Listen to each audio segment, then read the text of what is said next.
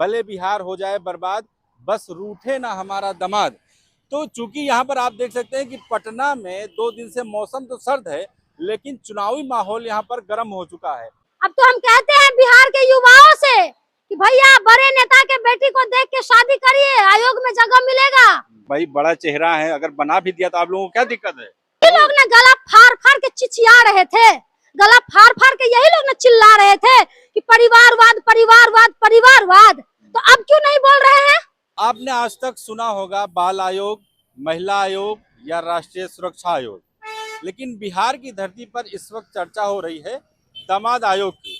आप सामने देख सकते हैं जिस तरह से पोस्टर लगे हुए हैं, आरजेडी की तरफ से पोस्टर लगाया गया है और पोस्टर में सीधे तौर पर आरोप लगाया गया है कि एनडीए में यहाँ पर दामाद आयोग का गठन किया गया है। दरअसल इसका मकसद ये है, आप सामने देख सकते हैं बीच में जो पोस्टर लगा हुआ है उसमें लिखा हुआ है, देखो ससुराली सरकार ने दामाद को दहेज में आयोग दे दिया है। दरअसल एनडीए सरकार में ये जो चेहरे दिख रहे हैं, इन्होंने अपने दामाद को अलग अलग आयोग में उसका सदस्य बनाया है, उसका मेंबर बनाया है। आप देख सकते हैं जिस तरह जीतन राम मांझी हैं, इधर अशोक चौधरी हैं और इधर जो फोटो लगी हुई है वो रामविलास पासवान जी की है।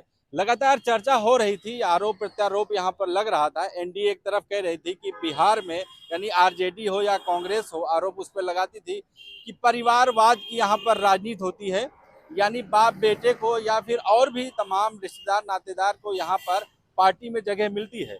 उसी का ये कह सकते हैं ये पोस्टर वार यहाँ पर शुरू हुआ है। दामाद आयोग, आप स्लोगन भी देख सकते हैं, भले बिहार हो जाए बर्बाद, बस रूठे ना हमारा दामाद। तो चूंकि यहाँ पर आप देख सकते हैं कि पटना में 2 दिन से मौसम तो सर्द है, लेकिन चुनावी माहौल यहाँ पर गर्म हो चुका है। आपको पता होगा कि कुछ ही समय यानी कुछ ही महीने बाद यहाँ पर चुनाव होने वाला है, लेकिन ये जिस तरीके से पोस्टर वार शुरू हो गया है, कहीं ना कहीं जनता भी इस पर सोचे कि आखिर एनडीए एक तरफ से जहां कहती है कि परिवारवाद को आरजेडी या कांग्रेस में जगह मिलती है यानी बाकी पार्टियों में जगह मिलती है, तो यहाँ पर ये किस तरीके से ये आयोग का गठन किया गया है जिसका नाम दिया गया है नेशनल दामाद आयोग। यानी जो भी बड़े मंत्री रहे हैं एनडीए सरकार में या एनडीए के जो सहयोगी हैं, उनके दामाद को यहाँ पर जगह दी गई है। अब ये सवाल उठता है कि जो अलग अलग पार्टी के या उसके जो कार्यकर्ता हैं, जो मेहनत करते हैं, जो संघर्ष करके आगे बढ़ते हैं, क्या वो इसी तरह से नातेदार रिश्तेदार के आगे पीछे घूमते रहेंगे? क्योंकि आप देख सकते हैं कई लोगों का कहना है या फिर सोशल मीडिया पर आप देख सकते हैं इनकी कोई काबिलियत नहीं है, सिर्फ अपने ससुर की बदौलत आयोग में इनको जगह दी गई है। इसलिए सवाल ये उठता है कि जो संघर्ष करने वाले लोग हैं वो कहाँ जाएंगे? दूसरी तरफ आरजेडी ने जिस तरह से घेरा है, अब इसमें सवाल यही उठता है कि क्या इसका असर आने वाले चुनाव में होगा। एक तरफ परिवारवाद की लड़ाई या आरोप कह सकते हैं, दूसरी तरफ ये जो दामाद आयोग यानी दामादों को संगठन में या आयोग में जो जगह दी गई है उसको जनता किस तरह से देखती है। लेकिन अभी हम कुछ लोगों से बातचीत करेंगे कि आखिर इस पोस्टर को लेकर क्या सोचते हैं और ये जो नेशनल दामाद आयोग का गठन यहाँ पर किया गया है, तंज किया गया है, उसको किस तरह से सोचते हैं। आइए कुछ लोगों से यहाँ पर हम बातचीत करते हैं। मैम, किस तरह से देख रही हैं जो ये पोस्टर वार शुरू हो गया है, दामाद आयोग का जो पोस्टर अब लग रहा है आरजेडी की तरफ से, इसको किस तरह देख रहे हैं आप? बिल्कुल सही लगाए हैं, हम लोगों को भी आयोग में जगह चाहिए। मेरा भी भाई किसी का दामाद है, भाई उनको भी आयोग में जगह दे दो। क्यों नहीं, मेरा भाई क्यों नहीं बनेगा किसी आयोग में सदस्य? नहीं तो वो लोग लायक हैं, काबिलियत है, क्या लायक है? आपको पता है कि वो लायक है? क्या संघर्ष किया है उन्होंने? क्या सम्राट ये क्या अशोक चौधरी जी का बेटा क्या संघर्ष किया है? उनके पिताजी ने संघर्ष किया है। सायन कुणाल ने क्या संघर्ष किया है? जीतन राम मांझी के दामाद ने क्या संघर्ष किया है? कुछ तो देख के बनाया होगा ना, संघर्ष किया होगा। हाँ, क्यों नहीं? बड़े लीडर का बेटा है ना, जीतन राम मांझी का दामाद है, क्यों नहीं बना देगा? आम पब्लिक का थोड़ी ना दामाद है जो आपको बना देगा। आपको बना देगा? आपको नहीं बनाएगा। आपको काहे बनाएगा? अभी तो किसी के दामाद होंगे, आपको नहीं बनाएगा। उसके लिए बड़े लीडर का दामाद होना जरूरी है। अब तो हम कहते हैं बिहार के युवाओं से कि भैया बड़े नेता के बेटी को देख के शादी करिए, आयोग में जगह मिलेगा, तुरंत नौकरी लग जाएगा। लेकिन जिस तरह से बना दिया है, भाई बड़ा चेहरा है, अगर बना भी दिया तो आप लोगों को क्या दिक्कत है? हम लोगों को क्यों दिक्कत होगा? यही लोग ने पोस्टर नहीं, यही लोग ने गला फाड़ फाड़ के चिचिया रहे थे, गला फाड़ फाड़ के यही लोग ना चिल्ला रहे थे कि परिवारवाद परिवारवाद परिवारवाद। तो अब क्यों नहीं बोल रहे हैं? अब क्यों नहीं बोल रहे हैं? ये जीतन राम मांझी तो बहुत गला फाड़ फाड़ के चिल्ला रहे थे। लालू यादव जी अपनी बेटी को बना दिए, अपना बेटा को बना दिए, अपनी पत्नी को बना दिए। तो जीतन राम मांझी जी अब बोलेंगे कि उन्होंने क्या किया है? अपने बन गए, अपने बेटा को बना दिए, अपनी बहू को बना दिए, अपने दामाद को बना दिए, अपने समधिन को बना दिए। किसको छोड़े हैं? आप लोग बना रहे थे तो उन्होंने दामाद को बना दिया। तो हाँ तो वही ना। तो आप करे तो रासलीला, आप करे तो रासलीला, हम करे तो करेक्टर ढीला। अरे लालू यादव जी कम से कम अपने पार्टी से सभी को बनाए हैं। आप लोग की तरह गिरे हुए नहीं है कि कोई भाजपा में, कोई जेडीयू में, कोई एलजेपी में, तो कोई कुछो में, कोई कुछो में। कम से कम लालू यादव जी का बेटा और बेटी राष्ट्रीय जनता दल से न बने हैं, उनको तो जनता ने चुन के बनाया है।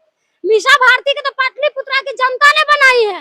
तेजस्वी यादव जी को तो राघोपुर की जनता ने बनाई, जनता ने वोट दिया है ना। लालू यादव जी उनको बना के भेज दिए, जनता के वोट से चुन के वो न गए हैं। आपको क्या लगता है जो जीतन राम मांझी के दामाद हैं या फिर रामविलास पासवान के या फिर अशोक चौधरी जो दामाद हैं, इनके अंदर कोई भी काबिलियत नहीं है? कोई भी ये लोग नालायक थे, नालायक को लायक बनाए हैं। दहेज में आयोग मिला है, नए नए बेटी का शादी हुआ है। तो ये बात तय हो गया था सायन कुणाल जी को और अशोक चौधरी जी को कि अगर आपकी बेटी से हम शादी करेंगे तो पहले तो आपको एलजेपी से हमको टिकट दिलवाना पड़ेगा, चाहे जितना भी पैसा लग जाए, और उसके बाद हमको आप आयोग में जगह दिलवाइएगा। उसके बाद हम आपकी बेटी से शादी करेंगे, नहीं तो हम दलित से काहे शादी करेंगे? हम ब्राह्मण होके दलित से शादी कर लेंगे बिना ऐसे ही? तो एक दलित की बेटी को अपनाए क्यों? तो लेके अपनाए हैं, ऐसे ही तो नहीं अपना लेगा कोई। एक दलित की बेटी को अपने घर में रखे हैं तो एक दहेज को लेके पैसा पे डील हुआ था, नहीं तो ऐसे कैसे हो जाता? अभी देखिए ना जीतन राम मांझी के दामाद बन गए, तो क्या है उनका? कभी सुना था नाम भी उनका? कोई बिहार की जनता जानते हैं कि जीतन राम मांझी के दामाद कौन थे? चेहरा भी पता था आप लोगों को? सायन कुणाल जी का चेहरा कब जाने? जब संभवी चौधरी से शादी हुआ और जब संभवी चौधरी सांसद बनी तब जाके सायन कुणाल को लोग जानने लगा। लोग तो जानता ही नहीं था कि भाई कौन है नहीं है। तो ये लोग अपने में अपने को सेट कर रहे हैं और सिर्फ लालू चालीसा पढ़ने का काम कर रहे हैं। तो इस बार तेजस्वी यादव जी डरने वाले नहीं है। एक तेजस्वी यादव जी सब पे भारी है, चाहे कहीं भी कोई सेट हो जाए। क्या लग रहा है जिस तरह से परिवारवाद का आरोप लग रहा था आरजेडी पर, ये उसी का जवाब दिया गया है आप लोगों की तरफ से? दामाद आयोग जो बिल्कुल बिल्कुल, ये तो हम नहीं कह रहे, हमारी पार्टी नहीं कह रही है, बिहार की और पूरी जनता की घर से ये आवाज आ रही है कि तो दामादे आयोग हो गया है। अब तो पत्नी को भी मिस बिहार लोग बना लेता है भाजपा वाला सब। अब बताइए ना, मिस बिहार में भी अब कब्जा हो गया कि मिस बिहार भी अब बड़े बड़े नेता की बीवी बनेगी, आम नागरिक कोई नहीं बन सकता है, आप समझ लीजिए। क्या लग रहा है कि बिहार चुनाव में इसका असर पड़ेगा जिस तरह से ये जो दामाद आयोग का गठन हुआ? बिहार की जनता बहुत नाराज है इस बार। बिहार की जनता बहुत परेशान है कि भाई अपने को आप सेट कर रहे हैं।